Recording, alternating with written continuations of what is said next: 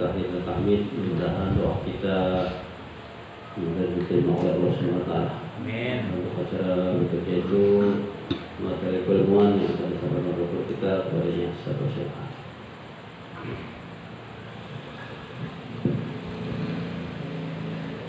Bismillahirrahmanirrahim. Assalamualaikum warahmatullahi wabarakatuh.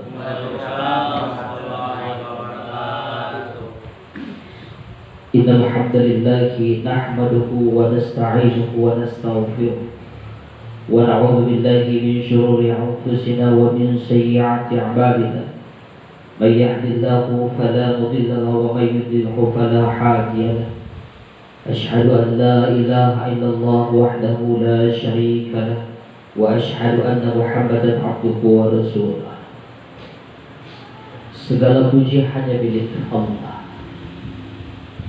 yang mana malam hari ini kita kembali dikumpulkan di tempat yang mulia, yang suci, di Majlis Taklim Al-Hidayah, di Musalla Al-Hidayah, di mana di luar sana banyak saudara-saudara kita yang sampai hari ini di tengah pandemi COVID-19 mereka masih belum bisa melakukan ta'lim, mereka belum bisa melakukan sholat berjamaah. Tapi alhamdulillah kita sudah bisa berkumpul. Talabul ilmi faridatun ala kulli muslimin wa muslimah. Karena kalaupun kita nggak dikumpulkan di sini, problem di masyarakat itu dilarang jamaah, dilarang ta'lim, tahlil, tapi tetap saja kumpul nongkrong-nongkrong gak manfaat. Daripada kumpul gak manfaat, lebih baik kita kumpul di majelis ilmu, kita sholat berjamaah, kita memohon kepada Allah. Yang menciptakan penyakit itu adalah Allah Subhanahu wa ta'ala. Kita yakin ketika kita berdoa kepada Allah, semoga Allah hindarkan kita dari penyakit tersebut. Selawat dan salam terus kepada baginda tercinta Rasul sallallahu alaihi wasallam. Aisyah ketika ditanya, wahai Aisyah radhiyallahu anha, kalau kami melihat bagaimana akhlak Rasul sallallahu alaihi wasallam di luar yang begitu indah, kami enggak perlu nanya kepada. Tapi yang enggak kami tahu, wahai Aisyah, bagaimana akhlak Rasul sallallahu alaihi wasallam di dalam rumah, bagaimana kepada istri-istrinya, bagaimana kepada anak-anaknya. Kemudian Aisyah menjawab bahwa akhlak Rasul sallallahu alaihi wasallam itu kana khuluqul Qur'an, bahwa akhlak Rasul sallallahu alaihi wasallam itu adalah Al-Qur'an. Kalau kita mempelajari sejarah Rasul sallallahu alaihi wasallam, ada yang mengatakan Rasul sallallahu alaihi wasallam itu miskin. Rasul itu enggak miskin. Rasul itu kaya raya. Bagaimana mungkin Rasul itu miskin kalau mahar Aisyah radhiyallahu anha saja, kalau tidak salah itu 1000 unta. Bukan urusan sahabat siapa yang ngasih atau banyak yang memberikan. Tapi ketika sudah memberikan dengan jumlah yang banyak, berarti Rasul bukan orang yang miskin. Bahkan Rasul sallallahu alaihi wasallam orang yang memiliki kuda termahal. Kenapa Rasul mencari kuda termahal, tercepat, terbaik? Karena Rasul pergunakan untuk berperang, berjihad di jalan Allah Subhanahu wa ta'ala.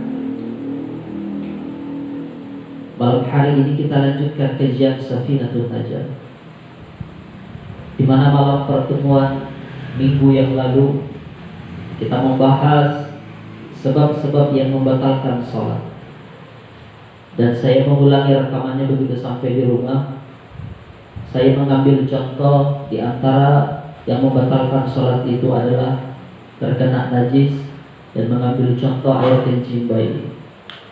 Takut banyak yang salah paham karena di situ tak jelas. Kita pernah membahas macam-macam najis. Yang saya maksud di contoh itu adalah najis anak laki-laki. Karena beda najis anak perempuan dan beda najis kencing anak laki-laki. Kalau najis kencing anak laki-laki itu semenjak lahir sampai umur 2 tahun dengan hitungan kalender Hijriyah, sebelum dia mau makan selain daripada ASI ibunya, terkena kotorannya, terkena dengan air kencingnya itu, bisa kita cuci bagian sarung yang terkena oleh kotorannya itu, kita peras, kita bisa pakai untuk sholat. Tapi kalau anak perempuan, sekalipun hanya meminum ASI daripada ibunya, maka harus dialiri dengan air, harus benar-benar dicuci, harus dibasuh, tidak boleh langsung dipakai untuk sholat. Faslun alladhi yalzamu fihi niyatul imamati arba'ah. Di dalam sholat itu ternyata imam ada 4 sholat di mana dia wajib niat menjadi imam. Jadi di dalam sholat 5 waktu yang kita lakukan sehari-hari, sekalipun imam itu tidak berniat di dalam hatinya menjadi imam, mustaqbilal qiblat imaman lillahi ta'ala, maka sah sholatnya berjamaah. Tapi ada 4 tempat di mana imam itu wajib niat menjadi imam. Yang pertama, al-jumu'ah, ketika dia menjadi imam sholat Jumat. Ketika seseorang menjadi imam sholat Jumat, maka dia wajib untuk menjadi imam, berniat menjadi imam di dalam sholat tersebut. Kalau kita bicara sholat Jumat itu syaratnya harus minimal 40 makmum di mazhab Imam Syafi'i. Tapi ada beberapa riwayat yang mengatakan bahwa Nabi itu pernah sholat Jumat jamaahnya hanya 7 orang. Dan ini bisa kita gunakan dalil tersebut dalam kondisi yang darurat. Kemudian yang kedua, di mana imam itu diharuskan untuk berniat wal mu'addah. Wal mu'addah ini orang yang mengulangi sholatnya karena niat ingin berjamaah. Terkadang kita baru selesai sholat, tiba-tiba ada orang masuk ingin sholat. Ini sholat fardu. Dan ketika kita ingin berjamaah, karena tadi kita sholatnya sendiri dan kita ingin mengulangi sholat kita karena ingin berjamaah, boleh kita lakukan untuk mendapatkan fadilah sholat berjamaah. Dan apabila dia menjadi imam di saat itu, maka wajib berniat untuk menjadi imam. Yang ketiga, wal mandhurah jamaah. Orang yang bernazar sholat berjamaah. Ini orang Islam sebetulnya. Tanpa bernazar pun dia udah sholat berjamaah. Tapi dia bernazar, contoh di tengah pandemi COVID-19 ini banyak orang yang di PHK. Tiba-tiba dia bernazar, kalau saya tidak di PHK, maka saya janji selama 1 minggu saya akan berjamaah di Mushola Al-Hidayah selama 1 minggu. Karena dia sudah berjanji untuk sholat berjamaah ketika dia menjadi imam, maka wajib baginya untuk berniat menjadi imam. Wal mutaqaddimah fil matar. Sholat jamak takdim. Sholat jamak takdim dari sini diperjelas fil matar. Fil matar itu hujan, dalam kondisi hujan. Ketika kita berada di masjid menunggu sholat zuhur, begitu setengah jam 12, ternyata hujan deras. Dan begitu selesai sholat zuhur, kita ingin meninggalkan masjid untuk pulang. Dan kita nggak tahu begitu sampai di rumah atau dalam perjalanan waktu sholat asar, apakah hujan ini udah reda atau belum. Maka boleh di saat itu berdia jamak takdim. Contoh ini gak ada di macam-macam sholat jamak, tapi di bab ini dimasukkan. boleh dia jamak takdim, ya, fil matar karena hujan tadi, dan dia berniat menjadi imam ketika sholatnya berjamaah. Jadi ini adalah 4 sebab di mana imam itu diwajibkan berniat menjadi imam di dalam sholat. Alladzi yalzamu fihi niyatul imamati arba'ah. Yang pertama al-jum'ah, sholat Jumat. Yang kedua wal mu'addah, berniat untuk mengulangi sholat karena ingin sholat berjamaah. Yang ketiga wal mandhurah jama'atan, dia bernazar untuk sholat berjamaah. Wal mutaqaddimah fil matar, kemudian dia jamak takdim karena hujan deras. Jadi jamak takdim sholat asar yang digabungkan ke sholat zuhur, sholat isya yang digabungkan ke sholat maghrib. Cuma sholat subuh yang tidak bisa ada jamaknya. Sebetulnya bab ini kalau kita pikir-pikir nggak kita pakai sebetulnya. Bahkan membuat kita malah lebih ceroboh, tapi ini untuk menambah referensi keilmuan kita. Karena selama ini kita sholat, termasuk saya, kita untuk kesempurnaan sholat itu menggunakan buku singkat, tuntunan sholat lengkap ketika kita masih kecil, masih SD, itu sempurna. Tapi kalau kita sudah mengkaji fikih, apalagi fikih lebih mendalam, orang-orang yang mau menyepelekan sholat, simpel ternyata sholat itu bisa kita lakukan cepat. Dari wudhunya saja rukunnya hanya 4. Tapi itu untuk referensi ilmu kita lakukan dalam kondisi-kondisi tertentu. Jadi nggak ragu-ragu ketika seorang imam dia berdiri di depan, dia ragu tadi niatnya ini niat menjadi imam atau tidak. Ketika sudah mempelajari bab ini, lanjutkan sholat, karena niat menjadi imam di dalam sholat berjamaah itu bukan sesuatu hal yang wajib dan harus dilakukan. Ketika kita bicara sholat, ini puncak segalanya. Inna sholata tanha 'anil fahsya'i wal munkar. Dengan sholat itu bisa mencegah dari perbuatan keji dan munkar. Maka itu yang harus kita perbaiki. Sholat yang bagaimana orang yang benar sholatnya. Maka mungkin pernah saya sampaikan, seorang peneliti melihat, menyampaikan bayat daripada dalil tadi. Di saraf kepala kita itu ada tempat-tempat yang tidak pernah dialiri oleh darah.